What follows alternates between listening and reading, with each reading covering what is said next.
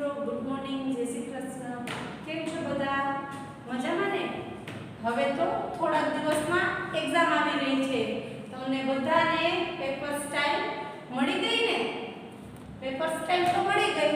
તો હવે આપણે સરખી રીતે એને સમજી લઈએ કે કેવી રીતે શું આવશે, એમાં કેવી રીતે આન્સર લખવાનો છે. ટોટલ આપણું પેપર 80 માર્ક્સ એટલે કે 80 માર્ક્સનું પેપર હશે, જેમાં 5 સેક્શન હશે. Section A, section B, section C, section D અને સેક્શન E. અત્યારે આપણે જેટલો પણ કોર્સ ચલાવ્યો છે એટલે કે યુનિટ 1, 3, 4, 6 ટેક્સ્ટ બુકના 4 પાઠ, પોયમ પહેલી અને સપ્લિમેન્ટરી રીડરમાં અત્યારના તો ચલાવ્યો નથી, પરંતુ આપણે એક્ઝામમાં પહેલો અને બીજો રાખેલો છે. ગ્રામરના આપણા જેટલા પણ ટોપિક ચાલેલા છે એમાંથી આ પેપર આપણે કાઢ્યું છે. આ પેપરમાં કેવી રીતે તમારે આન્સર લખવાનો છે, કેવી રીતે પૂછાશે એ બધું હું તમને વિગતવાર સમજાવીશ. બોર્ડની પેપર સ્ટાઇલ પ્રમાણે જ પેપર છે. જે ટોપિક આપણા ચાલેલા નથી એને જ માર્ક્સમાં આપણે એડજસ્ટ કર્યા છે. તો સૌથી પહેલો સેક્શન છે A, જેમાં તમારે આવશે read the following extracts and answer the question. એનું ગુજરાતી થાય કે નીચેનો ફકરો વાંચો અને પ્રશ્નના જવાબ આપો. આ ફકરો હંમેશા યુનિટ એટલે આપણે જે ટેક્સ્ટ બુકના પાઠ ચલાવ્યા હોય એમાંથી ફકરા આપેલા હોય.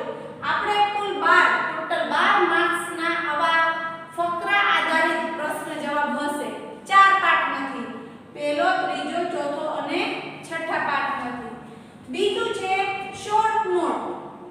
કાઉન્સમાં છે ક્વેશ્ચન બેઝ એટલે શું? તમને એક શોર્ટ નોટ હોય, બરાબર, ટ્રેક્સ ટુ તાજનગર અથવા તાજનગર રેલવે સ્ટેશન એવી શોર્ટ નોટ પૂછાણી હોય તો નીચે તમને 6 થી 7 પ્રશ્ન આપ્યા હશે. ઈ પ્રશ્ન ઉપરથી તમારે શોર્ટ નોટ બનાવીને લખવાની. એટલે મેઈન તો શોર્ટ નોટ જ લખવાની છે, પણ નીચે તમને જે મુદ્દા હશે, હિન્ટ હશે એ પ્રશ્ન સ્વરૂપે હશે. જેના આપણે 6 માર્ક્સ છે એટલે કે 2 શોર્ટ નોટ હશે, 3 માંથી કોઈ પણ 2 લખવાની હશે. કુલ એના 6 માર્ક્સ, એકના 3 માર્ક્સ.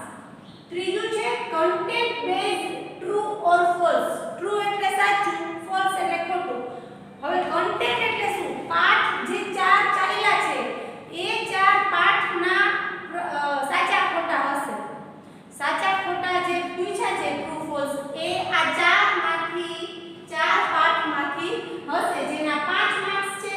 એટલે કુલ તમારો 23 માર્ક્સનો સેક્શન A થાય છે. 12 ને 6 18 ને 5 23.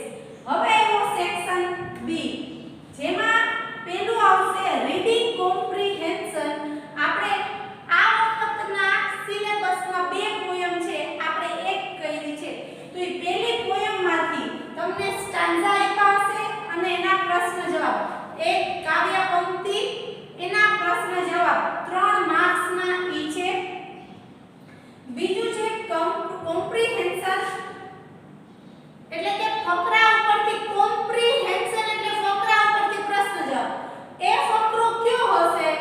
તો સપ્લિમેન્ટરી રીડર એટલે કે આપણે જે બ્લેક બક કરીને ચોપડી આવે છે નાની, એમાંથી હશે, જે પહેલો અને બીજા પાઠમાંથી. આ વખતે કુલ 12 પાઠ છે, પાછલા રદ કરી દેવામાં આવ્યા છે, કોર્સને ઘટાડવામાં આવ્યો છે.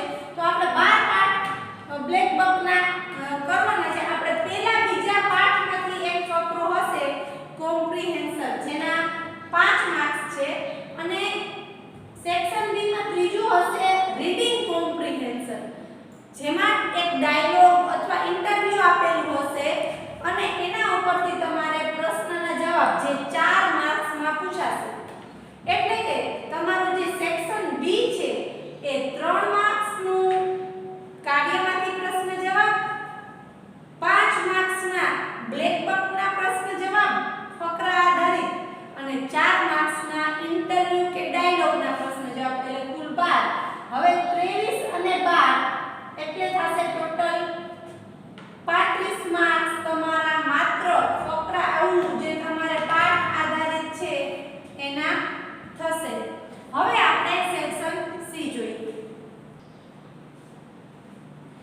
સેક્શન સી ચાલુ થશે. એમાં પહેલો પ્રશ્ન છે આઇડેન્ટિફાય ધ ફંક્શન. કેવી રીતે હશે? મેચ ધ કોલમ્સ એટલે કે a અને b આપ્યો હશે જેમાં આપણે express ability, frequency of action describing past event જે આપણે જોડકા જોડતા હતા એટલે કે ફંક્શન ઓળખી જોડકા જોડો 6 માર્ક્સ માં પૂછાશે એટલે કે 2 જોડકા પૂછાશે તમને.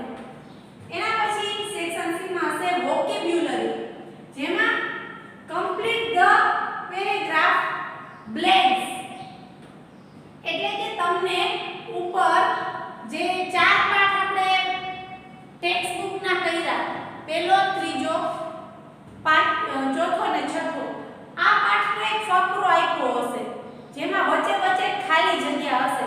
ઉપર તમને વિકલ્પ આપેલા હશે. તમારે એ વિકલ્પને યોગ્ય રીતે ખાલી જગ્યામાં મૂકવાના. બરાબર? જેને 4 માર્ક્સ હશે. અને એના પછીનું છે વોકેબ્યુલરી. એમાં ફાઇન્ડ ધ નિયરેસ્ટ મીનિંગ.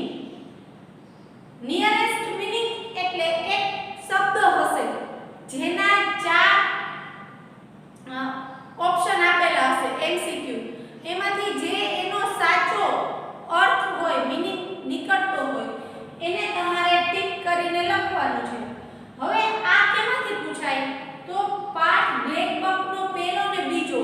હું તમને આના પછીનો જ્યારે લેક્ચર આવશે આપણો ત્યારે હું તમને પહેલા અને બીજા જે સપ્લિમેન્ટરી રીડર બ્લેક બોક્સના જેટલા પણ છે નિયરેસ્ટ મીનિંગ એ આખું એક લેક્ચરમાં બધાય સમજાવી દઈશ ને લખાવી દઈશ.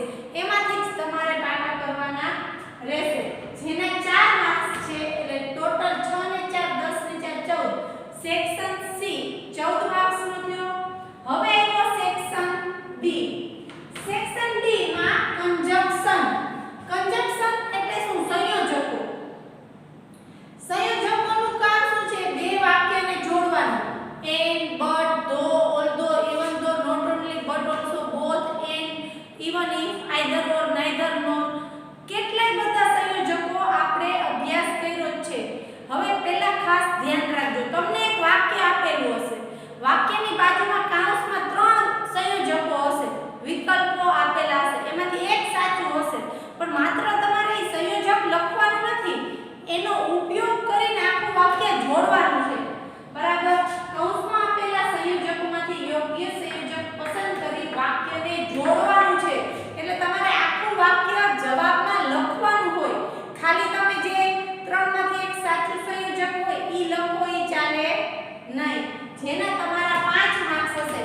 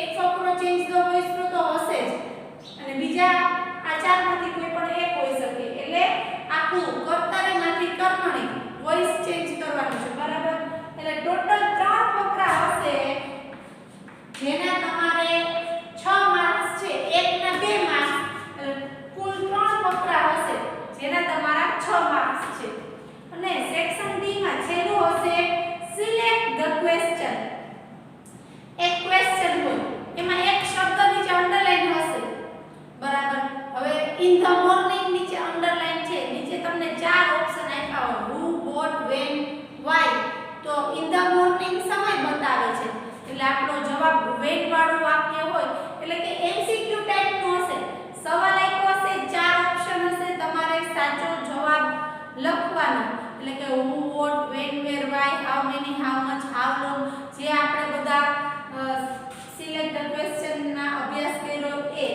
એના કુલ 4 વાક્ય હશે એટલે ટોટલ 5 ને 6 11 ને 4 15 સેક્શન એ આપણે જોયો જે 23 માર્ક્સ નો હતો સેક્શન બી 12 માર્ક્સ નો હતો સેક્શન સી 14 માર્ક્સ નો સેક્શન ડી 15 માર્ક્સ નો હવે આપણે સેક્શન ઈ જોઈશું અને પછી કેવી રીતે તમારે એમાં માર્ક્સ માં ઓલું કરવાનું એ આપણે જોઈશું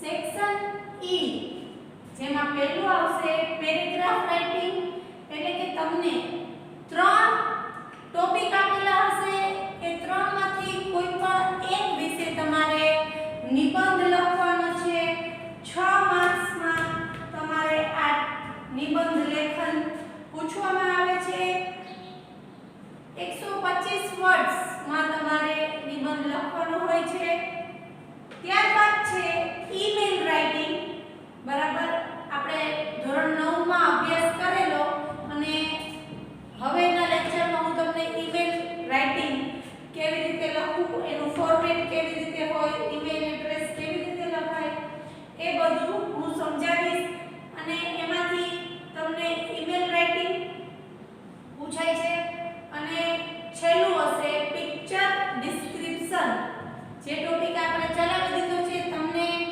એક ચિત્ર આપેલું હશે એ ચિત્ર વિશે તમારે વાક્ય બનાવીને જાતે લખવાના છે જે ચિત્રનું વર્ણન કરે છે 10 વાક્યો સાચા લખેલા હોવા જોઈએ જેના 5 માર્ક્સ છે અને સેક્શન ઈ જેના કુલ ગુણ 6 ને 5 11 અને 5 16 આવી રીતે આપણું 80 માર્ક્સ નું પેપર બને છે બરાબર બધામાં કેવી રીતે શું કરવાનું એ મેં તમને સમજાવેલું છે નિબંધમાં 3 ટોપિક હશે અથવામાં એમાંથી કોઈ પણ એક લખવાનું છે ઈમેલ અને પિક્ચર ડિસ્ક્રિપ્શન તો 80 માર્ક્સ નું પેપર આપણે જોયું જેમાં તમને નિયરેસ્ટ મીનિંગ એ હું તમને એક લેક્ચરમાં જેટલા આપું એટલા તમારે વ્યવસ્થિત અત્યારે તો આપણે 2 પાર્ટમાંથી જ હશે બ્લેક બકમાં